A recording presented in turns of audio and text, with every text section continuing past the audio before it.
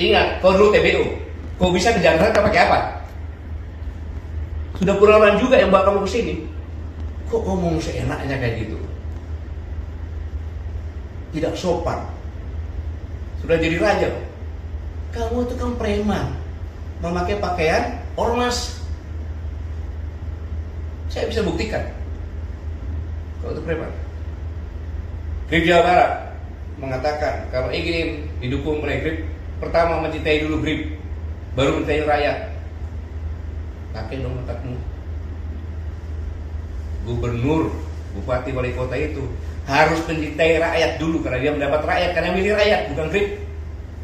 Preman. Yang kedua, ini yang buat saya marah. Kejadian di Depok. Polisi itu adalah alat negara yang melaksanakan ketertiban dan melindungi masyarakat. Ketika akan mengangkat, dilawan, dikepung. Negara apa ini? Mobilnya negara, mobilnya dibakar lagi. Kalau saya diam, orang akan menyangka bahwa polisi udah nggak ada. Kayaknya kepreman. Ini bahaya untuk negara kesatuan. Tapi saya kira gini, ada perkembangan terbaru nih. Oh, terima kasih Pak Gatot bersedia menerima kami berdua ya. Ya, alhamdulillah. Ya, ada perkembangan terbaru yang saya kira kalau saya menduga Pak Gatot pasti juga marah karena banyak orang marah. Tapi poinnya nggak tanya bagaimana kondisi kesehatannya hari ini, gaparnya dan lain sebagainya. Sehat. Basa-basi sedikit dong. Enggak sehat, beliau sehat juga. Jangan buang durasi, kita langsung aja jalan. Enggak sehat Pak Gatot kan. Alhamdulillah. Ya. Oke. Ini sedang viral banget ini video Hercules. Dan itu yang saya terkejut, dia itu mengecam Pak Sutioso dan juga purnawirawan. Kebetulan Pak Sutioso itu saya wawancara dengan Pak Yos itu ya. Dan ini menurut saya kalimatnya nggak pantas ya diucapkan oleh seorang itu kepada seorang senior seperti Bang Yos dan juga termasuk para purnawirawan yang ada di situ, Pak Tri Sutrisno juga gitu loh. Kalau Pak Gatot sendiri sempat lihat videonya itu, sudah lihat gitu. Jadi ketika saya dihubungi sama Abang untuk wawancara, saya sudah 2 bulan lebih saya puasa, tidak mau bicara, tidak mau diwawancara. Karena saya sedang mengamati benar situasi negara kita kan, situasi regional, internasional. Tapi begitu masalah Hercules, ini kurang ajar nih orang, tidak tahu diri, gitu loh. Dia merasa paling hebat. Kalau udah pensiun, nggak ada di mata kirinya dia tuh, nggak dianggap itu, ya kan?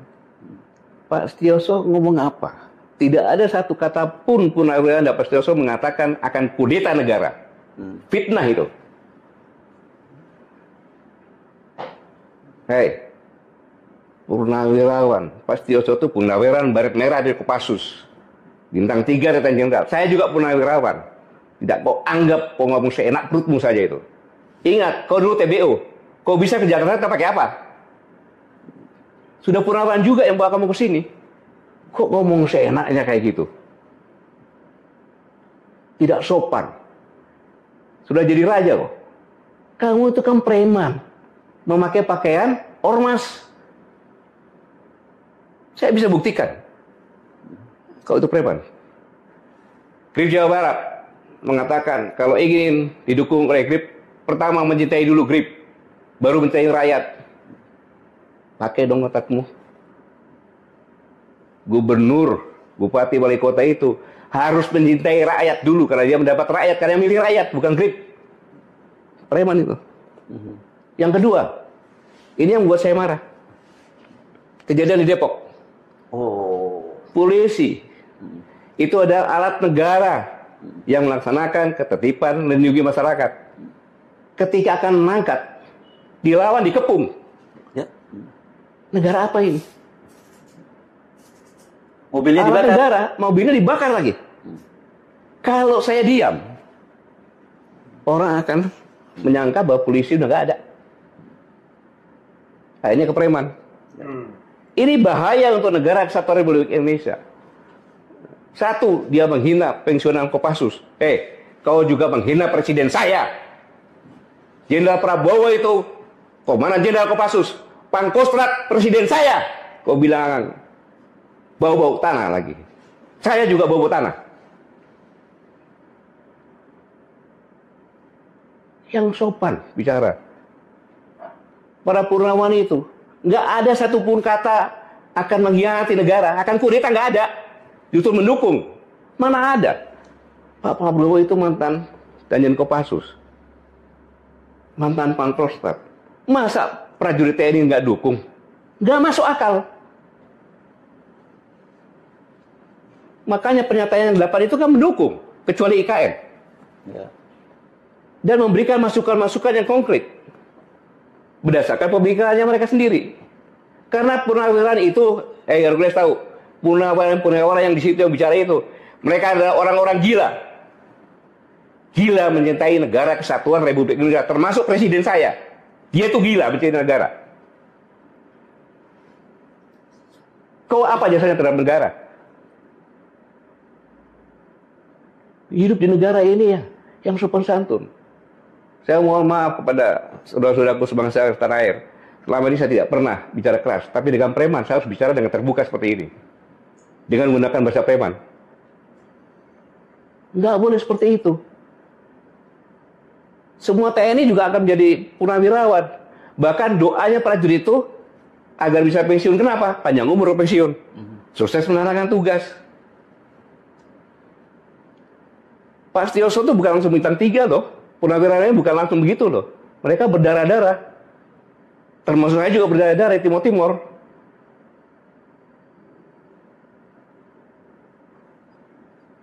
Dan yang lebih parah lagi, kalau negara sudah dikuasai preman, kehancuran akan terjadi. Itu, kehancuran akan terjadi. Kenapa? Kosnya akan tinggi. Mana ada preman cinta rakyat? Gak ada yang meres. Dengan keroyokan, meres rakyat. Nggak boleh. Negara tidak boleh ada premanisme dan itu harus diberantas. Karena itu membuat kos. Pabrik-pabrik buka, datangin preman, lari ke Vietnam. Itu aja masalah. Negara kita ini sekarang secara dunia internasional, kita ini ada ketidakpastian. Karena perang dagang antara Cina dengan Amerika. Karena Ukraina perang. Banyak sekali defisit anggaran. Kemudian keterbukaan pasar bebas. Pasar bebas yang dibuat oleh Amerika kena sendiri sekarang. Nah, dalam kondisi seperti ini, maka persaingan inilah yang mengerikan. Bung Yesod dan Bung Habib, mengerikan negara kita ini. Kita memang, orang bilang kaya-kaya bagaimana? Karena sumber daya alamnya kita jual begitu saja. Kita menjadi bangsa pasar. Kenapa kita nggak menjadi bangsa industri? Karena kosnya tinggi.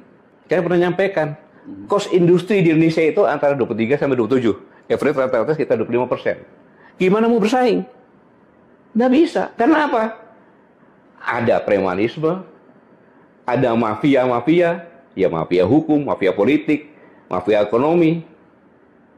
Sehingga indikasinya sekarang finansial turun kan? Kemudian nilai tukar rupiah makin merosot. Kemiskinan menurut WHO udah 60% malahan. 60,3. 60,3. Kalau kita biarkan premanisme ada, tak mempercepat kehancuran bangsa ini. Bangsa ini menjadi bangsa yang gagal. Makanya itu saya di sini mengajak, mari kita semuanya lupakanlah semuanya itu. Kita bergandengan tangan karena bangsa yang bisa hebat, bisa survive dalam kondisi seperti ini hanya bangsa yang cerdas, bangsa yang sigap, bangsa yang bersatu dan pantang menyerah. Karena apa? Kalau bangsa yang lemah, kalau terjerat-berai, kita akan menjadi bangsa pasar dan kita akan tenggelam. Ingat kita bonus demografi pada tahun 2030 itu 46% kalau salah masyarakat Indonesia itu. Kalau dia tidak punya kerjaan, itulah kita tamat. Bencana demografi itu. Iya, bencana demografi. Nah, itulah yang katakan berhentikan premanisme, berhentikan mafia. Mafia itu kalau saya bilang kaum rakyat terlalu sopan. Itu mafia. Dia menguasai politik, dia menguasai ekonomi, dia menguasai hukum. Dan kemudian menguasai negara. Nah, itu untuk menguasai negara nanti ya. Sama dengan Grab ini. Dia sudah masuk ke ranah politik, bahaya sekali. Jadi gitu. Pak Gatot, ini ada klarifikasi sedikit. Tadi mengatakan kita bersatu gitu ya. Tapi tentunya bersatu dengan elemen-elemen bangsa yang memang benar-benar mencintai negara ini kan. Bukan bersatu dengan preman dan bersatu dengan koruptor serta mafia tadi. Kecuali unless dia sadar. Ya, mau berubah kan begitu. Jadi kalau negara ini ingin bangkit, mari sama-sama kita berantas premanisme, kita berantas korupsi, kita berantas mafia. Itu maksudnya. Takutnya kan nanti orang lain, wah ini Pak Gatot nyuruh kita bersatu, nggak bisa dong minyak dengan air. Kita clearkan dulu ya kan, jernih dulu airnya, baru kita bersatu. Bang Rev ini kayak pura-pura tidak tahu saja dia gitu. Ingin Kan menegaskan. yang membuat Si kita ngomong sama audiens. Iya, yang menyebabkan kita ini menjadi hanya bangsa pasar, ya kan. Kemudian sumber daya alam kita ini nggak diproduksi langsung diekspor saja. Itu ya karena premanisme, karena mafia, karena korupsi, itu yang harus diberantas, gitu loh. Itu musuh masyarakat, itu cancer di masyarakat. Nah, kalau itu sepakat kita. Ya kita harus sepakat lah. Kalau nggak sepakat, saya pulang aja begitu. Jadi clear ini ya soal iya, itu nggak boleh ada kayak gitu. Tapi begini, ini kan kelakuan misalnya katakanlah pejabat atau mantan pejabat. Iya. Kan ada kejadian kemarin tuh, wah tiba-tiba muncul sosok yang disebutkan Pak Gatot tadi kan. Padahal orang mau bersilaturahmi untuk klarifikasi. Maksudnya Jokowi yang di Solo. Jokowi yang di Solo. Oh, dan kemudian Hercules datang ke sana. Datang ke sana. Oh, gitu. Jangan mantan pejabat dong, banyak mantan pejabat. Lalu kemudian, kok kita heran. Ini kenapa ya? Tiba-tiba kok, padahal orang yang datang itu maaf kata, itu ibu-ibu sama orang tua. Kan ada Rizal Fadila, Bu Kurnia itu yang diterima itu Damai Hari Lubis. Kakek-kakek, dua kakek, sama satu ibu-ibu. Kok tiba-tiba dihadapkan pada kelompok-kelompok. Begini Pak Gatot, banyak sekali kan kelompok-kelompok yang kemudian seperti digunakan oleh penguasa atau mantan penguasa untuk kepentingan dirinya. Ya dalam kasus misalnya ijazah palsu dan lain sebagainya, itu terjadi kalau kita mau jujur. Ya tentunya kalau itu benar-benar menggunakan preman, ya itunya sangat memalukan. Ya kan, sangat memalukan. Masa rakyatnya sendiri yang saya yakin mereka dulu juga milih Pak Jokowi tidak diterima, preman malah diterima kan? Ya saya melihat kenyataan seperti ini aja gitu kan. Ini kan apa saya mau ngomong ya? Susah ngomongnya kok kayak gitu. Ya? Gelil. Iya, gitu. Jadi ya komentar saya susah lah mau komentar lagi tuh bahasa apa lagi itu kayak gitu kan. Ya. Nggak, tapi ini yang menarik dalam kasus Hercules ya. Saya mesti bikin Pak Gatot pasti punya informasi lebih dibanding kita ya. Kan disebutkannya bahwa Hercules Pak Prabowo itu pernah menjadi ketua Dewan Pembina GRIP gitu ya, GRIP Jaya. Padahal sudah ada surat pernyataan dari Pak Prabowo tahun 2022 mundur. Tapi GRIP Jaya menyatakan bahwa Pak Prabowo itu tidak pernah mundur. Dan ini kelihatannya ini nama Pak Prabowo ini menurut Anda dicatut ya oleh Hercules. Justru itu yang saya marah. Sedikit ngomong, tenang aja presiden kita dekat dengan kita. Ya, betul, yang mana presidennya? Udah jelas. Pada saat Danjen Kopassus beliau ngomong masalah preman Hercules. Nggak ada kaitannya. Kemudian secara tertulis ya dari Partai Gerindra kan menyatakan tentang Pak Prabowo sendiri nggak ada kaitannya. Sekarang saya tegaskan sini, tidak mungkin presiden saya Prabowo itu membackup preman kayak GRIP yang berbaju ormas. Nggak mungkin Pak ya. Saya tidak yakin dan tidak mungkin. Karena yang mereka jual kan kadang-kadang persepsi, walaupun informasi. Ya itu kan wajar lah, namanya juga usaha lah Pak Henry. Tapi begini, kalau misalnya tidak ada strong rejection ya, dari istana misalnya. Bantahan keras dari istana gitu. Ya saya mewakili sebagai rakyat Indonesia. Di mana Pak Prabowo adalah presiden, kepala negara dan kepala pemerintahan. Saya katakan tidak mungkin presiden saya sekelas Pak Prabowo seperti itu sebagai kepala negara, kepala pemerintahan membackup GRIP. Tidak mungkin. Oke, nah ini sebentar, ini pengalaman kan tadi beliau itu kan jadi cerita bahwa Hercules itu datang ke sini karena TBU waktu dia TBU itu apa tadi? Bawah kendali operasi apa singkatnya? Tenaga bantuan operasi. Oh, tenaga bantuan operasi. Iya, bawa barang, bawa itu gitu kan. Nah, itu kan Pak Gatot juga punya pengalaman di Timur Timur yang sama. Jadi sebenarnya hubungan itu seperti apa sih, Pak? Ya, ini kan karena begini. Kita kan prajurit-prajurit di sana.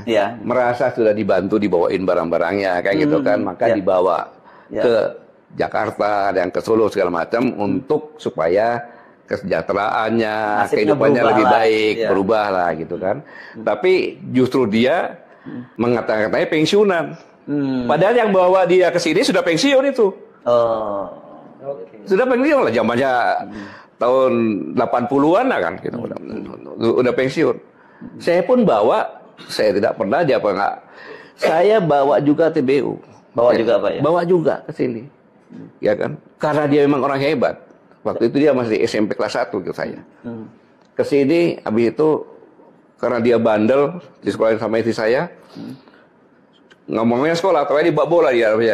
Bawa apa? Bawa bola. Oh, bawa bola. Jadi begitu istri saya lagi di timur-timur lagi kan, saya bolak-balik ke sana, ditanya sama sebagai orang tua kan dia kan, karena itu saya anggap sebagai anak saya. Dia nggak naik kelas. Loh kenapa? Nggak pernah sekolah katanya. Rupanya main bola, dimarahin kan gitu. Dia kaburlah ke orang tua saya di Solo. Oh. Iya, ketemu orang tua ya sama ke ayah saya kan. Dia tahu ke ayah saya main-main. Tiba-tiba dia udah menjadi orang ketika saya kasat. Dia ngadep saya, siapa kau? Loh, saya tempelin aja dia, kau kurang aja kau.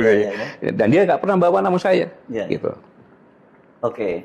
Nah ini kan penting diklarifikasi ya, Bung Refli, karena selama ini kan yang yang persepsi publik itu bahwa dia ini seperti itu karena dilindungi oleh Pak Prabowo Presiden. Iya. Jadi dan orang karena dia berjasa dengan Pak Prabowo juga. Nah, dan dia mengklaim itu kan, dia selalu mengklaim bahwa apa jasanya, ceritakan dong. Iya. Jasanya apa, ceritakan. Terhadap negara kesatuan Republik Indonesia ini jasanya apa? Berjasa terhadap Pak Prabowo-nya. Ya jasa angkat barang kan dibayar juga itu kan.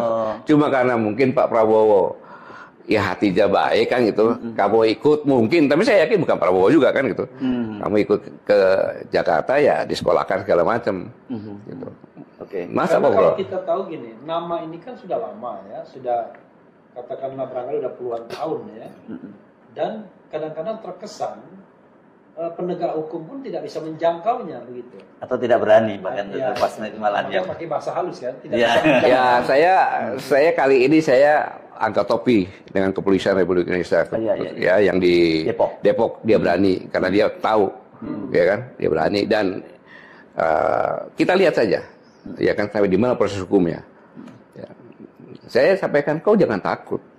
Itu hanya bawa nama presiden saja. Waktu Danjen Kopassus jelas kok ada videonya. Tidak ada kaitannya dengan Hercules. Iya. Ya. Karena banyak sekali kelompok-kelompok ormas itu yang memang mempersepsikan dekat dengan kekuasaan dan cenderung berbuat sewenang-wenang. Ya. Nah, tetapi de facto kadang-kadang mereka juga memang ada jabatan di misalnya komisaris BUMN ya kan, datang sok jagoan atau kemudian ngancam orang Noel gitu kan. Lalu hal seperti itu terjadi. Jadi gimana? Apakah semata-mata salah mereka atau sesungguhnya kekuasaan pun tidak tegas untuk menyeleksi dan membatasi preman-preman ini gitu. Ya mungkin tidak mendengar ya, makanya dengan forecast kita ini sampai ke Pak Prabowo ya, sampai pemerintah kita berantas premanisme karena itu akan menjadi cancer dari masyarakat. Karena masyarakat sudah susah lagi, ditambah susah lagi gitu kan. Karena definisi saya mungkin Mas Hersu, preman itu sederhana, yaitu orang yang biasa menggunakan kekerasan, terutama kekerasan fisik untuk mencapai tujuannya. Dan keroyokan. Iya biasanya. Kalau kita kan ibaratnya kita berargumentasi, kita berdebat, kita buka buku, kita ada ilmunya kan. Kami. Ya, kalau Pak Gatot kan juga bertempur. Enggak, sekarang ya. Jadi kita berargumentasi. Nah, argumentasi itu kadang-kadang dihadapi dengan kekerasan fisik yang nggak mungkin juga kita layani gitu. Ya, karena itu kan penegakan hukum harus jelas. Dan negara harus hadir di situ. Masa tiba-tiba Hersu Beno berkelahi kan nggak mungkin. Memalukan. Oke, Pak Gatot clear ya soal ini ya, soal preman dan sebagainya, tegas sikapnya jelas beliau dan saya kira ini meskipun mungkin kita nggak akan dapat konfirmasi langsung dari Pak Prabowo, tapi sebagai sesama perwira yang juga sama-sama di Timur Timur, kita bisa dapat gambaran lah seperti apa sebenarnya kedekatan. Sama-sama bintang 4. Ya, oke. Ya, waktu itu saya masih letnan atau kapten ya ketika Pak Prabowo di sana. Beliau memimpin tim Bravo dan saya bergerak bersama-sama tim Bravo juga gitu sana. Iya. Jadi waktu itu beliau pangkatnya apa? Letkol. Ya, komandan batalion ya. Dan satu waktu itu. Mungkin Pak Gatot, dari saya mungkin ya. Ada nggak imbauan Pak Gatot? Jangan kepada para preman, ya preman tuh selama masih ada usernya, tetap aja dia akan eksis.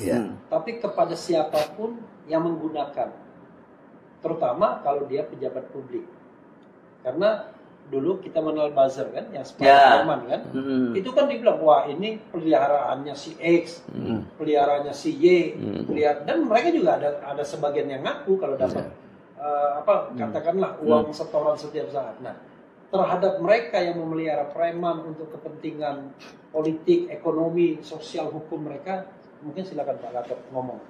Marah-marah juga nggak apa-apa, kayak Hercules tadi.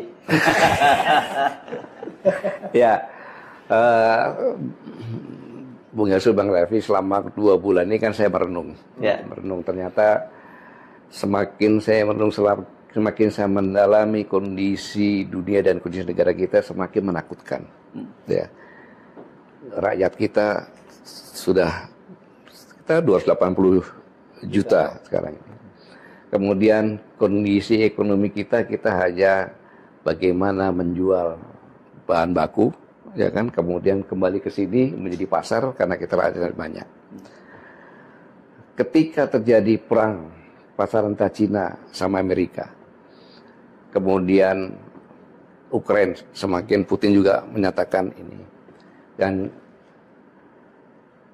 kita sama-sama tahu bahwa teori hegemoni yang disampaikan oleh Amerika dengan global paradox, yaitu keterbukaan, demokratisasi, lingkungan hidup, HAM, itu kan semua kan kaidah-kaidah hukum yang ditentukan sebagai polisi dunia.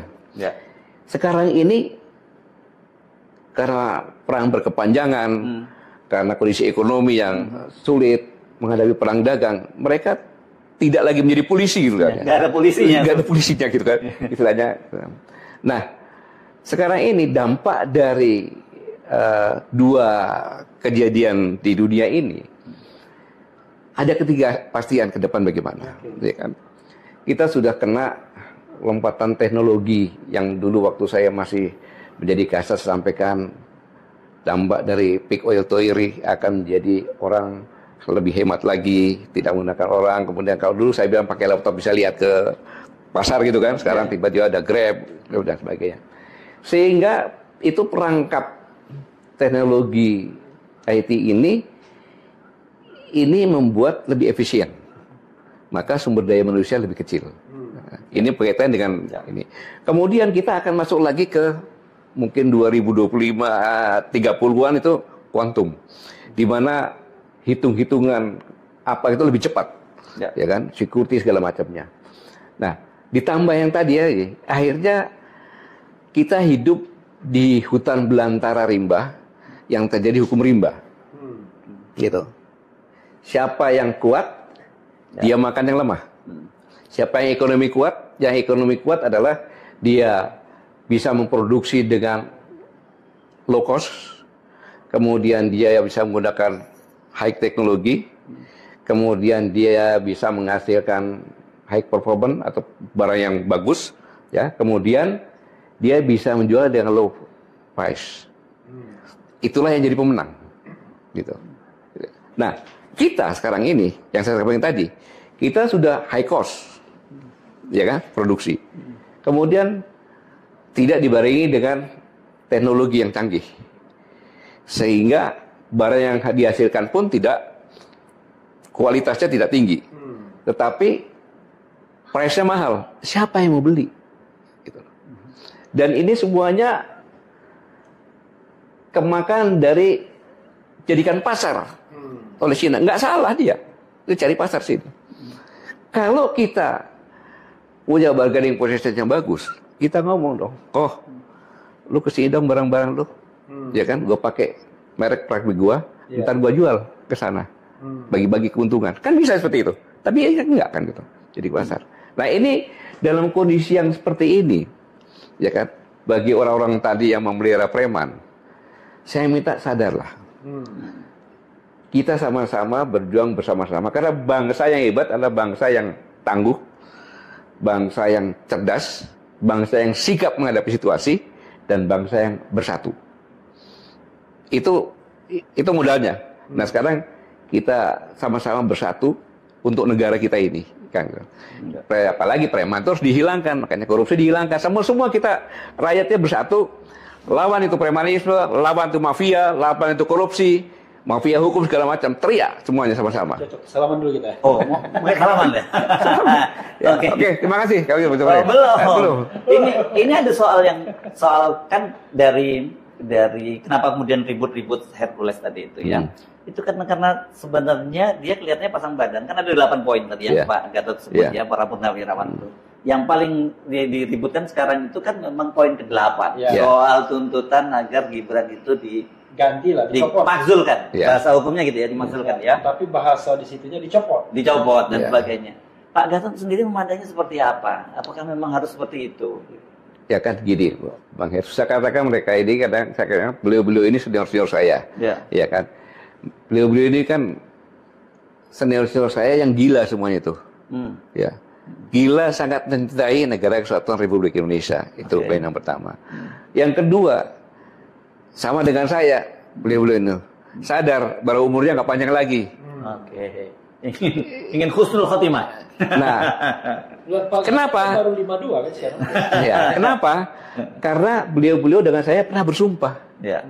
Yang tidak bisa dihapuskan kapanpun juga, secara pribadi sumpahnya karena demi Allah saya bersumpah akan selalu setia kepada negara kesatuan Republik Indonesia yang berdasarkan Pancasila dan Undang-Undang Dasar 1945. Kekhawatiran terhadap negara ini dalam kondisi yang sekarang ini yang berkaitan dengan Gibran, itulah yang menyebabkan beliau itu bersuara. Kayak itu, ketakutan karena kecintaan pada negara untuk menyelamatkan negara, ya kan? Membantah silakan. Ya kan? Membantah silakan. Jangan menghina perorangan dong. Apalagi ngomong purnawirawan, saya kan purnawirawan, presiden saya juga purnawirawan dong. Siapa lu kan gitu. Saya pun kalau dikatakan, Pak Gatot itu kan non konstitusional, ya nggak ada masalah. Kan di argumen itu argumen yang dikatakan Bang Refli gunakan otak lah gitu, bukan gunakan otot gitu. Jadi kesimpulannya, saya berpikiran positif bahwa purnawirawan itu sangat cinta kepada negara dan khawatir beliau tahu situasi ancaman. Kalau nanti tidak disampaikan, tidak ikut berjuang, maka ketika dibangunkan tadi kan, ya dibangunkan, terus ketiga apa? Tangan bicara, mulut terkunci, mulut terkunci, mulut terkunci, tangan dan kaki bicara. Nah, tangan yang bicara kayak jadi saksi kan gitu. Lagunya Chrisye ini. Cuma sekali doang dia rekam. Saya nyanyikan lagi. Kan itu kan. Itu yang ditakutkan gitu loh. Jadi sangat wajar menyampaikan hal semacam itu. Kan warning. Itu kan warning kan gitu. Warning yang disampaikan kepada penentu kebijakan. Bukan mereka mengeksekusi. Apalagi menekan, mengancam. Tidak ada kan, itu disampaikan kepada presiden. Karena sebenarnya mereka mau minta waktu bertemu dengan presiden sebelumnya kan, tapi belum ketemu. Dengan cara seperti kan sampaikan kan sampai juga nanti kan. Negara demokratis, ya usulan itu wajar saja. Yang tidak boleh itu melakukan perbuatan anarkis. Dan yang dilakukan kan rapat, menyampaikan pendapat, ditulis, ditandatangani, disampaikan kepada presiden. Walaupun saya tidak ada di situ karena saya ada acara kawinan. Nah itu kalau gitu kita pertanyaannya, sikap pribadi Pak Gatot sendiri, saya nggak tahu sebagai personal atau sebagai presidium koalisi aksi menyelamatkan Indonesia, apakah itu salah satu menurut Pak Gatot memang langkah yang harus dilakukan untuk menyelamatkan masa depan bangsa ini? Nah, sebelumnya klarifikasi, di situ ada 103 jenderal yang tanda tangan. Pak Gatot ikut tanda tangan nggak? Saya tidak. Lanjut, silakan. Saya katakan tadi kan itu persepsi dari para purnawirawan karena kekhawatirannya. Saya tidak ikut situ karena saya ikut tadi di perkawinan di teman saya gitu. Jadi ya saya pikir suatu hal yang wajar dalam demokrasi ini menyampaikan pendapat seperti itu. Itu pendapat loh. Kecuali dia melakukan sesuatu yang untuk menjatuhkan, itu tidak boleh. Ya. Kan gitu. Tetapi beliau menyampaikan, ya terserah atau presidennya gimana nanti kan. Ya. Apa salah? Ya tidak. Menyampaikan kepada presiden, mau apa aja terserah aja. Mau minta duit pun boleh. Kan gitu. Nah ini kelihatannya kenapa yang sebelumnya kita bicarakan, kenapa kemudian Hercules marah dan ngata-ngatain Bang Yos sebagai mulutnya udah bau tanah dan sebagainya, itu kan berkaitan dengan pernyataan Bang Yos tentang kekhawatiran dari para purnawirawan. Itulah yang menyebabkan saya marah, menyerang pribadi, dikatakan purnawirawan sudah bau tanah, saya juga dong, presiden saya juga dong. Siapa dia kan gitu. Ya. Tapi terkesan dia pengen cari sandaran. Jadi seolah-olah yang diserang ini, yang dikritik ini presiden. Padahal jelas kan poin 8 itu wakil presiden. Ya cara preman kan berarti kan sandarannya kan. Cara preman kan gitu. Jamin fitnah kan gitu. Mau kudeta, mana kudeta mananya? Memanipulasi lah tepatnya. Ya manipulasi berita kan gitu. Ya. Itu kan ya jelas kalau videonya ada. Ya. Kapan Pak Soso mau kudeta sama presiden? Nggak ada. Bang Yos malah merasa dia sangat dekat dengan Pak Gatot, Pak Prabowo gitu. Yang 8 juga kan nggak ada yang datang presiden. Nggak ada. Hanya yang tidak dukung hanya KAN saja kan gitu. Itu apa salahnya gitu kan gitu. Ya. Masalahnya gini loh. Kalau dibiarkan ya kan, kasihan prajurit. Iya kan, prajuritnya jangan berarti kalau gua jadi purnawirawan diinjak-injak sama preman. Kita purnawirawan suruh perang juga masih di depan. Gawat ini. Iya. Tangganya itu hilang ya kan? Iya. Berarti kok saya presiden? Prajurit saya jagoan-jagoan. Kan gitu. Jam prajurit tua ini jagoan-jagoan juga. Kalau ada masalah yang menghancurkan negara, nggak usah dipanggil. Cari rampok senjata kita bergerak gitu kan. Gitu. Jadi jangan ngomong seperti itu nggak enak gitu. Ya. Oke. Closing statement mungkin ya. Oke. Pak Gatot silakan closing statement. Apa pesan yang ingin disampaikan? Baik saudara-saudaraku sekalian, tadi saya sudah nyampaikan bahwa negara kita ini bukan karena kita, tapi terancam dengan kondisi yang terkini karena dunia ke depan tidak ada kepastian dengan perang dagang, dengan kondisi Ukraina, tidak ada alternatif lain. Kita sekarang ini masih sama-sama kita bergandengan tangan, bersatu untuk memerangi premanisme, mafia tanah, mafia hukum, mafia politik, mafia ekonomi, korupsi, semua yang akan membuat negara ini rusak. Kalau kita tidak punya apa-apa dengan suara, kita serang pimpinan negara kita untuk minta berbuat agar bersama-sama dengan rakyat bersatu untuk memerangi yang tadi, mafia, premanisme, korupsi, dan yang akan merusak negeri ini. Saya yakin kita semuanya ada patriot bangsa, entah pria wanita. Mari kita bergandengan tangan, kita bersatu, selamatkan negeri ini. Terima kasih. Wassalamualaikum warahmatullahi wabarakatuh. Waalaikumsalam warahmatullahi wabarakatuh. Nah, sekarang kalau gitu bersalaman betul ini kita selesai ya.